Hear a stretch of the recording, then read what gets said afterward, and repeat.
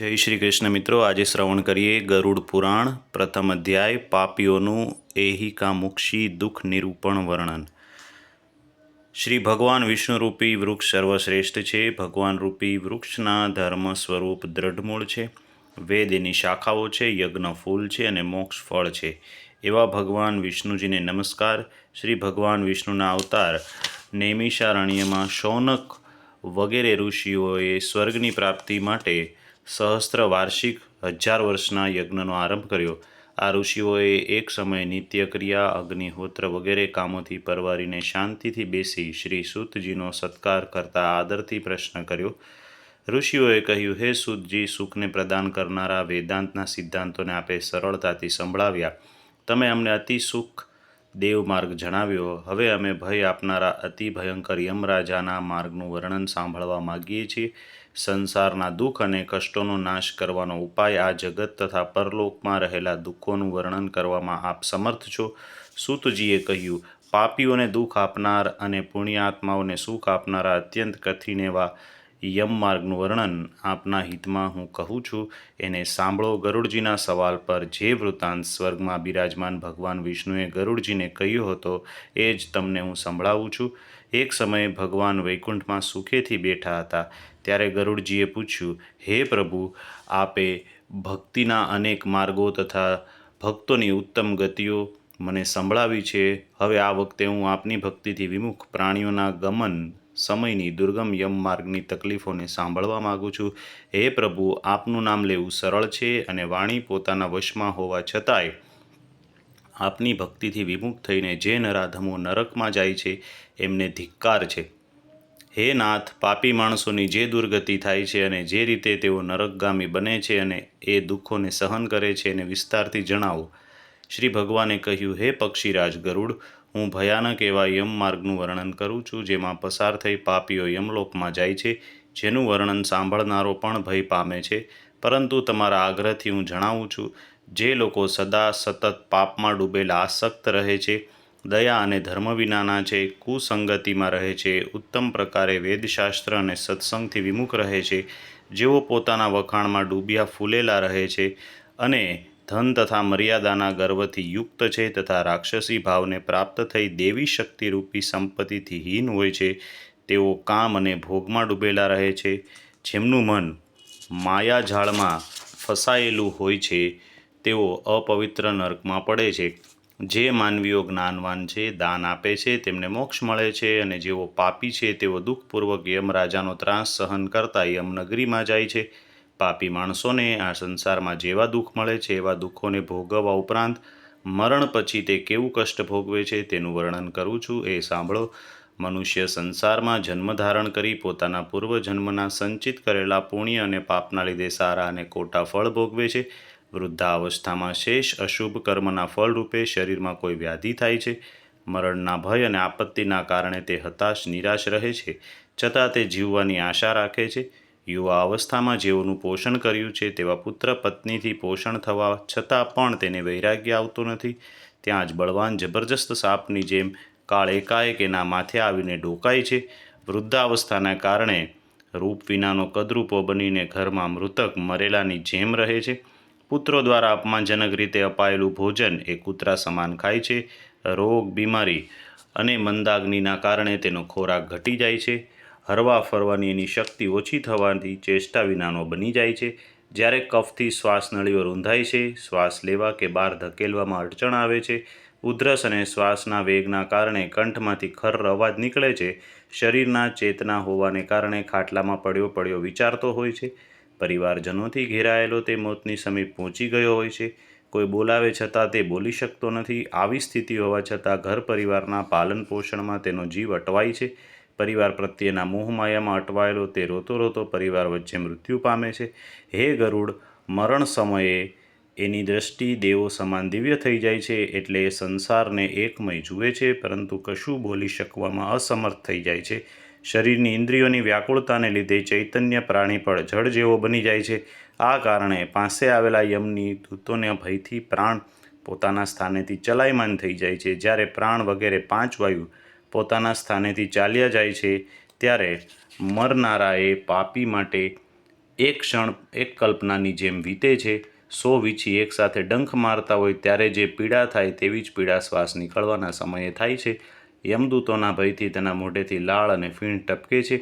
ત્યાર પછી પાપીઓનો પ્રાણવાયુ ગુદા માર્ગેથી બહાર નીકળી જાય છે.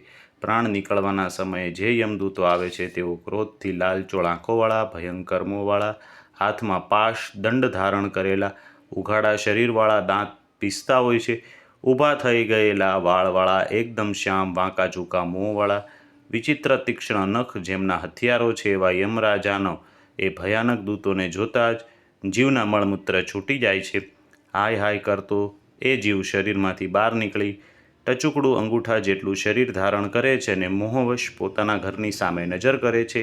એ સમયે યમના સેવકો એને પકડીને યમલોકમાં યાતના ભોગવવા માટેના શરીરમાં તેનો પ્રવેશ કરાવી એ જીવના ગળે દોરડું બાંધી એવી રીતે લઈ જાય છે જાણે અપરાધી ગુનેગારને રાજાના સૈનિકો પકડીને લઈ જતા હોય.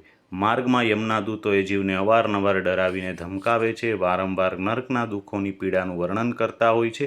એ યમના દૂતો કહે છે, ઓ દુષ્ટ આત્મા, તું ઝડપથી ચાલ, તારે યમલોક જવાનું છે અને કુંભીપાક વગેરે નામના નરકો તારે ભોગવવાના છે, તેથી મોડું ન કર. યમના દૂતો આવી વાત સાંભળતો તે પોતાના પરિવારનો વિલાપ સાંભળતો જીવ હાય હાય કરે છે. યમના દૂતો એને માર્ગમાં શિક્ષા આપતા રહે છે. યમના દૂતોના ધમકાવાથી એનું હૈયું કંપી ઉઠે છે. ભયથી ધ્રુજતો તેને પોતે આચરેલા પાપ કર્મ યાદ આવે છે. યમ માર્ગમાં આ પાપી જીવને ભયાનક કૂતરા કરડાવવામાં આવે છે. માર્ગમાં એ ભૂખ અને પાણીની તરસથી પીડાય છે. સૂર્યના પ્રચંડ કિરણો અને ગરમ લૂ મારતા પવનોમાં તેને ચાલવું પડે છે.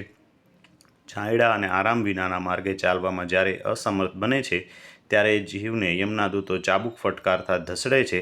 આવા કષ્ટપ્રદ માર્ગે ચાલતા એ થાકીને નીચે પડે છે. મૂર્છા આવવા છતાં ફરીથી ઉઠીને પાછો ચાલે છે. આ પ્રકારે જીવને 3 અથવા 2 મુહૂર્તમાં અંધકાર ભર્યા યમલોકમાં પહોંચાડવામાં આવે છે. એ યમના સેવકો એને ઘોર નરકની યાતના બતાવે છે. યમલોકમાં પહોંચેલો એ યમરાજાના દર્શન તથા એક મુહૂર્તમાં ઘોર નરકોની યાતના જોઈ યમરાજાની આજ્ઞાથી માનવલોકમાં આવે છે. અહીં આવ્યા પછી જીવ ફરીવાર તેના પહેલાંના શરીરમાં પ્રવેશવાની ઈચ્છા કરે છે, પણ યમના દૂતો એને પાશમાં બાંધીને રાખે છે. આ કારણે તે ભૂખ અને તરસનું દુઃખ સહન કરતો આકળ વિકળ બનીને રહે છે. ત્યારે મૃત્યુના સ્થાને મૃત્યુ દ્વારા અપાયેલા પિંડને મરવાના સમયે આપેલા દાનને જીવ ખાય છે તો પણ એ પાપી જીવની તૃપ્તિ થતી નથી. પુત્રો દ્વારા આપવામાં આવેલું દાન, શ્રાદ્ધ અને તલવાળા જળની અંજલિથી પાપી માનવીને તૃપ્તિ મળતી નથી. પિંડદાન આપવા છતાં પણ ભૂખથી વ્યાકુળ બની જાય છે. જે જીવોનું પિંડદાન થતું નથી તે જીવો કલ્પભર પ્રેત યોનિમાં રહેતા નિર્જન વનમાં દુઃખ ભ્રમણ કરે છે. ભોગવ્યા વગરના કર્મનો ક્ષય કરોડો કલ્પ સુધી નથી થતો અને યમની યાતનાઓ ભોગવ્યા વિના જીવોને ફરીથી મનુષ્ય અવતાર મળતો નથી. જીવાત્માના પુત્રે 10 દિવસ સુધી પિંડદાન કરવું જોઈએ. હે ગરુડ, આ પિંડના રોજ 4 ભાગ થાય છે. એમાંથી 2 ભાગ પંચભૂતો માટે હોય છે, જેનાથી નવા દેહની પુષ્ટિ થાય છે. 3જો ભાગ યમના દૂતોને મળે છે અને 4થો ભાગ એ પ્રેતને ખાવા મળે છે. આ રીતે 9 દિવસ સુધી આપવામાં આવેલ પિંડદાનથી પ્રેતનું શરીર બને છે. 10મા દિવસના પિંડદાનથી તેના શરીરમાં શક્તિનો સંચાર થાય છે અને ચાલવાનું સામર્થ્ય મેળવે છે. હે પક્ષીઓમાં શ્રેષ્ઠ ગરુડ, પૂર્વ શરીર અગ્નિમાં બળી ગયા બાદ પુત્રો દ્વારા આપવામાં આવેલ પિંડોથી એ જીવને નવો દેહ મળે છે અને એ જીવ 1 હાથ જેટલું નાનકડું શરીર મેળવીને યમ માર્ગમાં પોતાના શુભ અશુભ કર્મોને ભોગવે છે. હવે 10 દિવસમાં આપવામાં આવતા પિંડથી જે રીતનું શરીર બને છે તે કહું છું. પહેલા દિવસના પિંડથી માથું, બીજા દિવસના પિંડથી ગરદન અને ખભા, ત્રીજા દિવસના પિંડથી હૃદય, ચોથા દિવસના પિંડથી પીઠ, 5મા દિવસના પિંડથી નાભી ઉત્પન્ન થાય છે, 6ઠ્ઠા દિવસના પિંડથી કમર, ગુદા, લિંગ, યોનિ, માંસ, પિંડ વગેરે બને છે, 7મા દિવસના પિંડદાનથી હાડકાં તૈયાર થાય છે અને 8મા તથા 9મા દિવસના પિંડદાનથી જાંઘો અને પગ બને છે.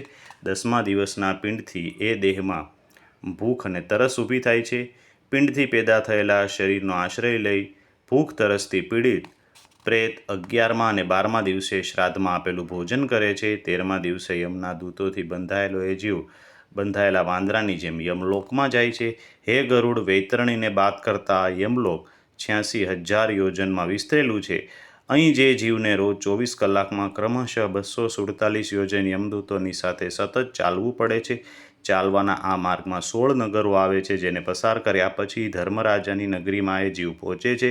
એ નગરોના નામ આ પ્રમાણે છે: સૌમ્યપુર, સૌરીપુર, નગેન્દ્ર ભવન, ગંધર્વપુર, શૈલાગમ, ક્રોચપુર, ક્રૂરપુર, વિચિત્ર ભવન, દુઃખદાતા, બ્રહ્માપદ, દુઃખદ નાનાક્રંદપુર, સપ્તત ભવન, રૌદ્રનગર, પર્યોવર્ષણ, શીતાઢ્ય, ધર્મપુર અને 16મું નગર યમપુરી છે.